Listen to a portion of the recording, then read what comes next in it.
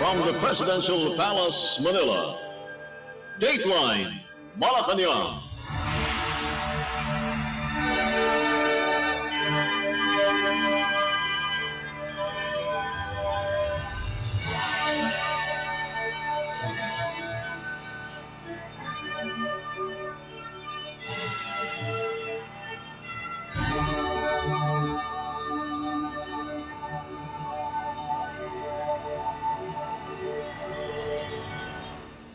Good day.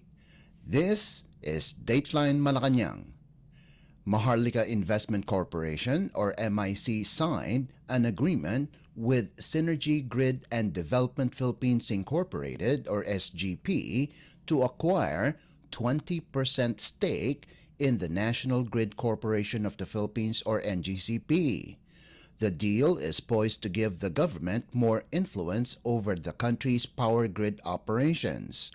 According to a Presidential Communications Office, or PCO news release, the signing of the agreement was witnessed by President Ferdinand R. Marcos Jr. in Malacañang on Monday afternoon.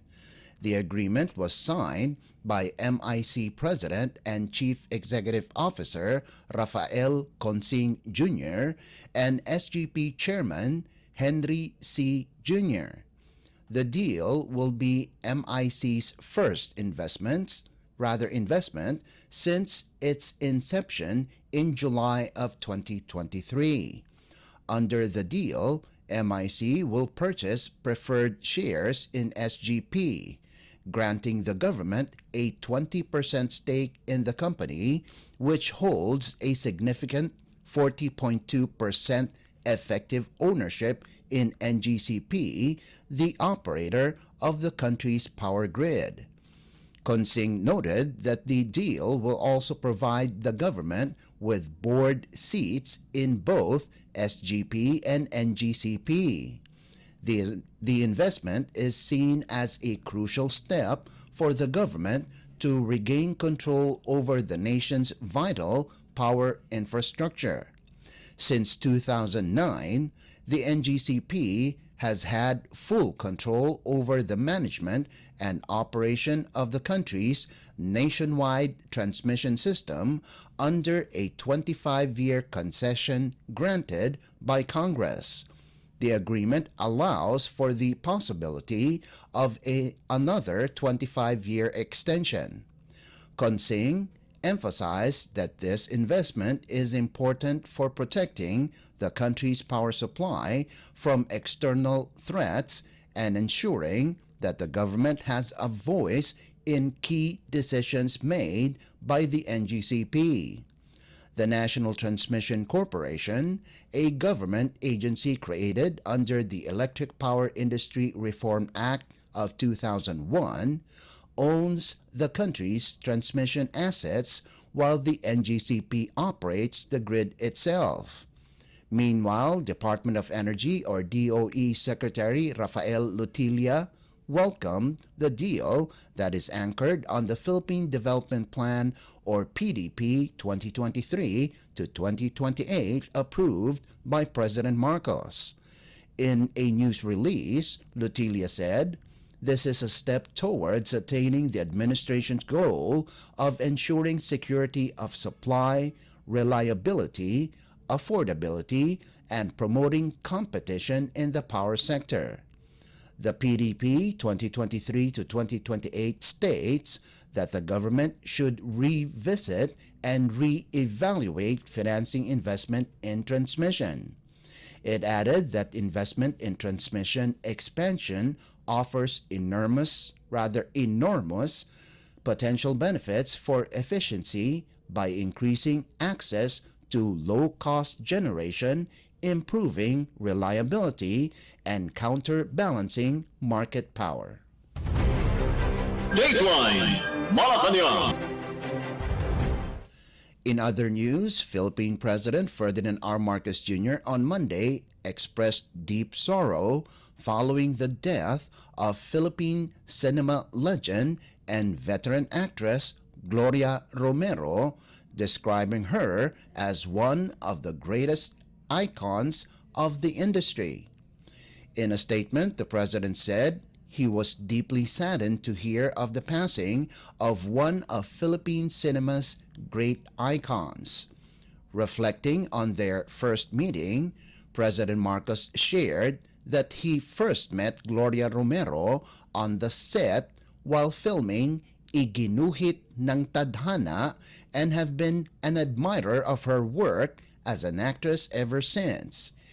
Iginuhit ng Tadhana, or in English, Sketched by Fate, is a 1965 biographical film about former President Ferdinand E. Marcos Sr., where Romero portrayed the former First Lady Imelda Marcos. President Marcos, then an 8-year-old, portrayed himself. The chief executive also praised Romero not only for her talent but also for her character. President Marcos Jr. concluded by acknowledging Romero's lasting impact on the entertainment industry.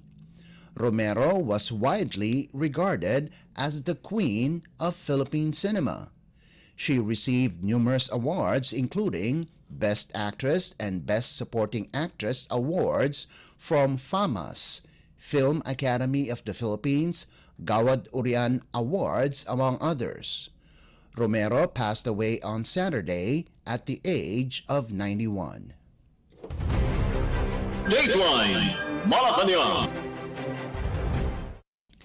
Still on Monday, Malacañang confirmed President Ferdinand R. Marcos Jr. has granted former Iloilo City Mayor Jed Patrick Mabilog executive clemency. Mabilog's camp announced Monday morning that President Marcos has granted him executive clemency. Executive Secretary Lucas Bersamin confirmed this in a text message to reporters. In a separate statement, Bersamin said penalties or disabilities in connection with his administrative case will be removed.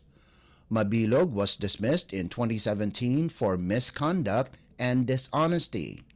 He was also included in then-President Rodrigo Duterte's controversial narco list, an accusation he has vehemently denied.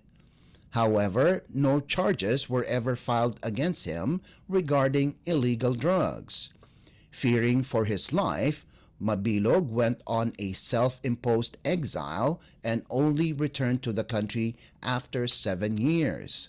On September 19, 2024, Mabilog appeared in a congressional hearing in a bid to clear his name from allegations of drug ties. Mabilog is facing graft charges before the Office of the Ombudsman for allegedly meddling with the awarding of a government contract to a towing services firm in which he and a former Iloilo City Councilor allegedly have a vested interest. Mabilog,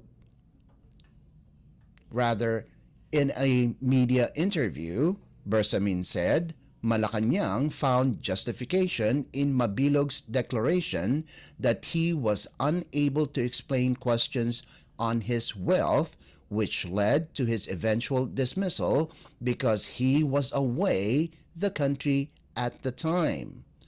With the executive clemency granted, Mabilog is now allowed to run for public office. Dateline Malacañang. The Philippines Department of Education, or DepEd, is strengthening its capability to provide access to education to Filipinos, especially to those in far-flung areas, regardless of their age. In an interview at Bagong Pilipinas Ngayon, DepEd Secretary Sonny Angara said, the Alternative Learning System, or ALS, is a government program that focuses on individuals without formal education. Angara said even if one is old, he or she can still get their high school degrees. In fact, the secretary added, in extreme circumstances, they have seen senior citizens going to senior high school. This means ALS is for those who wish to go back to school but were not able to enroll in grade 1 or kinder. This is also for school dropouts or individuals who experience family problems and wishes to return to his studies. Secretary Angara said it's never too late to learn, and what President Ferdinand R. Marcos Jr. is promoting, because he knows how important upskilling and reskilling is to Filipinos in order to make the labor force competitive. Because of this program, even without enrolling, an individual can still improve his qualifications, competencies, and abilities. Dateline Malacañang. The Philippines Department of Justice, or DOJ, has ordered the withdrawal of cases against former Department of Health, or DOH Secretary, and now Iloilo 1st District Representative Janet Garin and 2 others in connection with deaths allegedly caused by the Dengvaxia anti-dengue vaccine. In a resolution signed by Secretary Jesus Crispin Remulla, the DOJ said they found that the step-by-step procedures undertaken by the respondents do not exhibit inexcusable lack of precaution to hold them liable. Because of this, DOJ Undersecretary Raul Vasquez said, the case, which was filed by the Public Attorney's Office, or PAO, will be re-evaluated. PAO has alleged that Dengvaxia is responsible for the deaths of a number of children who got inoculated by the vaccine, blaming the drug's side effects. According to Vasquez, the challenge for the lawyers now is to craft a legal strategy that would give assistance to the families of those who perished. Vasquez pointed out that Remulla's decision to withdraw 98 counts of reckless imprudence resulting in homicide against Garin and the others was prompted by a lack of a reasonable certainty of conviction in the cases. He explained that, for one, the complainant's theory of a conspiracy, which suggests deliberate intent to cause harm by the accused, and the charge of negligence seem to be conflicting and inconsistent. Aside from Garin, also cleared by the DOJ resolution, were former DOH Undersecretary Gerardo Bayugo and former DOH Assistant Secretary Maria Joyce Ducusin. PAO has filed a motion for reconsideration. Dateline Malacañang. And news from the Philippine Senate. The Senate on Monday approved 7 priority bills addressing governance, defense, economy, agriculture, and environmental protection. All measures passed with overwhelming support from senators, highlighting their unified effort to tackle pressing national issues. The Senate unanimously approved Senate Bill number 2781, or the E-Governance Act, which aims to streamline public service delivery through digital platforms.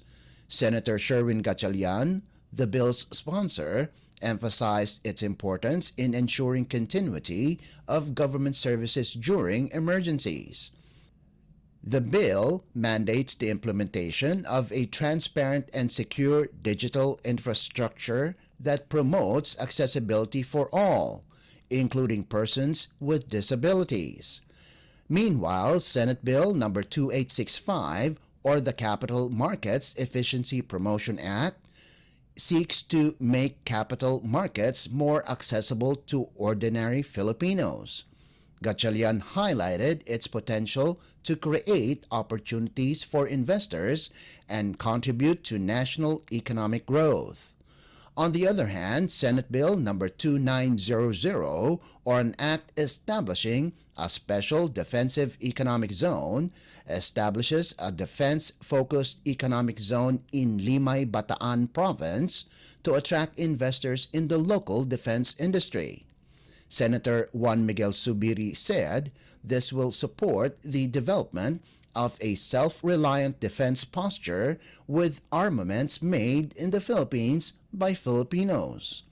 The Senate also approved Senate Bill number 2814, which provides free legal assistance to military and uniformed personnel involved in legal cases related to their official duties.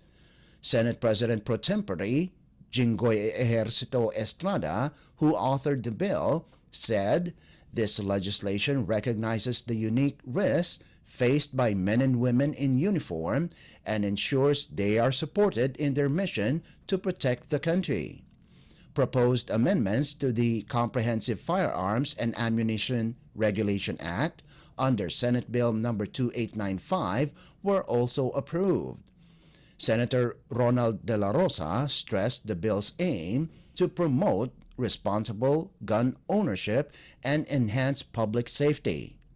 Another key measure approved by the Senate was House Bill number 6505, granting a fresh franchise to state-run IBC 13. Senator Rafi Tulfo expressed gratitude for the measure's approval, emphasizing its potential to revitalize the network and create jobs for Filipinos. Tulfo said the franchise will generate employment opportunities and give the network a chance to expand its reach and impact. The Senate also unanimously passed Senate Bill number 2906, or the Philippine Agriculturists Act, giving professional recognition and opportunities to agriculturists. Messages of gratitude flooded social media from stakeholders who had long awaited such a measure, which Zubiri described as a way to ensure agriculturists receive fair remuneration and better opportunities to serve the government and the nation. Other measures approved by the Senate on Monday include House Bill number 8839, seeking to grant Philippine citizenship to Lee Duan Huang with 19 affirmative votes, 1 negative vote, and 0 abstentions. Senate Bill number 1536, championed by Senator Cynthia Villar, was also approved, seeking to expand the buffer zone of the internationally recognized Las Piñas Parañaque Wetland Park. The Senate also approved House Bill numbers 10726, 10729, 10947, 10911, 10945, 10946, 10948, 10949, and 1050, which seek to establish and rename schools in different parts of the country to improve access to education. Dateline Malacañang. And finally, the Philippines Department of Foreign Affairs, or DFA, on Monday said it would continue to engage the United States government to assess the possible impact of President Donald Trump's order of a temporary suspension of foreign assistance. In a message to reporters, DFA spokesperson Maria Teresita Daza said, "The department understands that the U.S. Department of State, as well as other relevant U.S. government agencies involved in the aid program, are studying the executive order and how it will impact on U.S. partnerships. Trump has ordered a 90-day pause in foreign development assistance, pending a review of efficiencies and consistency with his foreign policy. The U.S. State Department issued a stop work order for all existing foreign assistance and paused new aid in connection to Trump's instruction." Daza said the DFA will continue to engage the U.S. government on this matter.